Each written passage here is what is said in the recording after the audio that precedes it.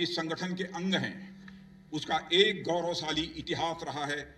देश की संप्रभुता, एकता और अखंडता की रक्षा के लिए इंडियन एयरफोर्स ने जरूरत पड़ने पर दुश्मनों के हौसले पस्त करने वाले शौर्य और पराक्रम का परिचय दिया है।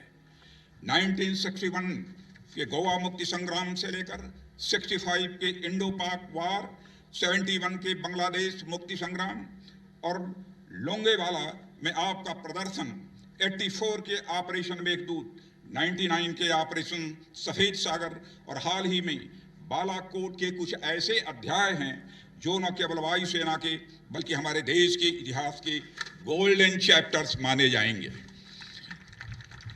साथियों, हमारे एयर वॉरियर्स ने जिस तरह अपना सर्वस्व दांव पर लगाकर देश की आन बान शान पर कोई आंच नहीं आने दी, वह अपने आप में एक मिसाल है।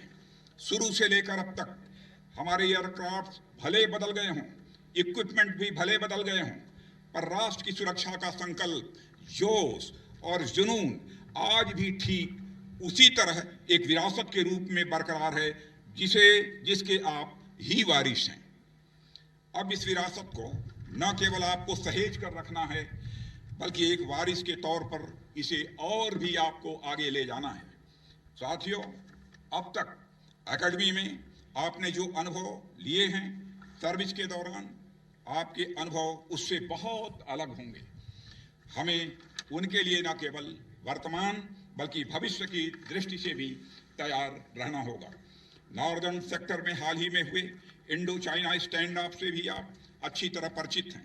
कोविड जैसे संकट के समय में चीन का यह रवैया उस देश की नीयत को दर्शाता है। हालांकि हमने यह दिखा दिया है कि अब यह हमारा भारत कोई कमजोर भारत नहीं रहा है। यह एक नया भारत है जो किसी भी तरह के ट्रांसग्रेशन, एग्रेशन या सीमाओं पर किसी तरह के यूनिलैटरल एक्शन का माकूल और मुकम्मल जवाब देने की कुव्वत रखता है।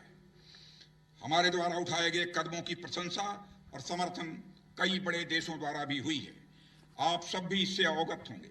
हम किसी भी विवाद का समाधान शांतिपूर्ण और बातचीत के जरिए ही निकालने में विश्वास रखते हैं। दोनों देशों के बीच मिलिट्री और डिप्लोमेटिक चैनल्स के जरिए बातचीत हो रही है। मैं आज के इस अवसर पर फिर से कहना चाहूंगा कि हम संघर्ष नहीं बल्कि हम शांति चाहते हैं, मगर देश के स्वाभिमान पर किसी तरह की चोट हम बर्दाश्त नहीं करेंगे। हम किसी भी स्थिति का मुकाबला करने के लिए पूरी तरह से तैयार हैं। इसी तरह वेस्टर्न सेक्टर में पाकिस्तान से लगती सीमाओं पर आए दिन हमारा पड़ोसी कुछ न कुछ नापाक हरकतें करता रहता है। एक नहीं बल्कि 4 युद्धों में मात खाने के बाद भी हमारा पड़ोसी अब पाकिस्तान आतंकवाद के जरिए एक प्रॉक्सी वार लड़ रहा है। आतंकवाद की चुनौती के खिलाफ हमारी सेना, सुरक्षा बल और पुलिस पूरी मुस्तैदी के साथ मुकाबला कर रहे हैं।